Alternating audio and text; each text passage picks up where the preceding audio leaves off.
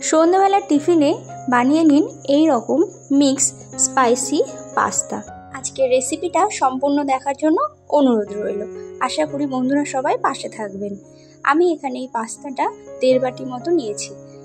প্রথমে পাস্তাগুলো আমি সিদ্ধ করে নেব। এই জন্য প্রেসার কুকারে পাস্তাগুলো দিয়ে তার মধ্যে জল দিয়ে দিয়েছি, সাথে লবণ আর সাদা তেল, 2টো সিটি দিয়ে আমি নামিয়ে নেব। এখানে আমি কিছু মশলাপাতি নিয়েছি, দেখে নিই কী কী নিয়েছি। এখানে নিয়েছি পেঁয়াজ, ক্যাপসিকাম, রসুন, আদা, কাঁচা লঙ্কা আর 2টো ডিম। এগুলোকে আমি সরিয়ে রাখছি। আর এখানে নিয়েছি কিছু ছোট ছোট করে কাটা চিকেন। এখানে আমি সামান্য লবণ আর গোলমরিচের গুঁড়ো দিয়ে ম্যারিনেট করে রেখে দিচ্ছি। আর এখানে আমি 2টো ডিম নিয়েছি। ডিম দুটো লবণ আর সামান্য একটু গোলমরিচের গুঁড়ো দিয়ে ভালো করে ফেটিয়ে রেখে দিচ্ছি। এদিকে পাস্তাটা সিদ্ধ হয়ে গেছে। পাস্তাটা ঢেলে আমি ঠান্ডা জল দিয়ে ভালো করে ধুয়ে নিয়েছি। আর পাস্তাটা দেখুন ঠিক এরকম ঝরঝরে আর এরকম সিদ্ধ হতে হবে। এবারে কড়াইতে সামান্য সাদা তেল গরম করে আমি এখানে ডিমটা প্রথমে ভেজে নিচ্ছি।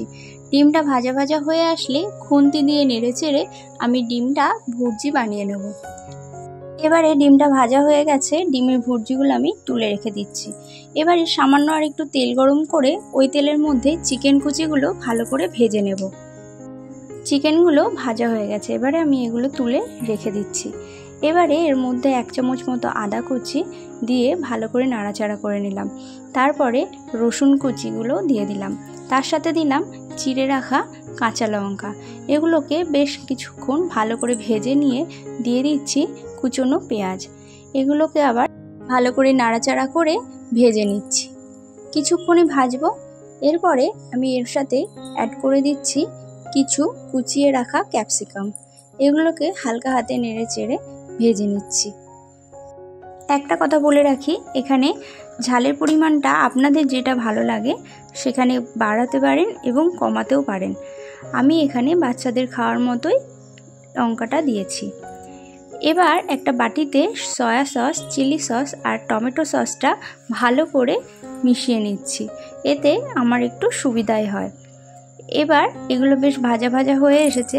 এর মধ্যে চিকেন আর ডিমের কুচিগুলো দিয়ে দিলাম, একটু নাড়াচাড়া করে নিচ্ছি। বেশ খানিকক্ষণ নেড়ে চেড়ে আবার ভালো করে ভেজে নিয়েছি।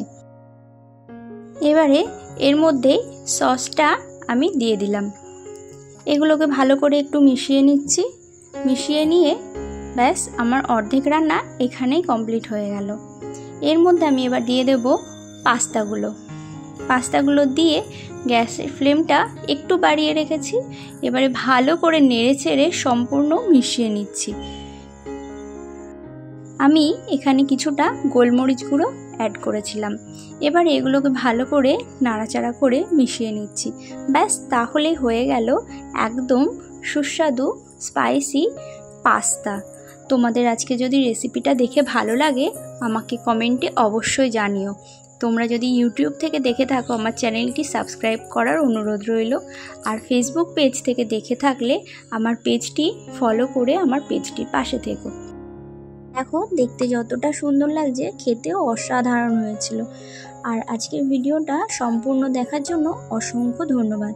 এভাবেই সবাই পাশে থেকো, সবাই ভালো থেকো।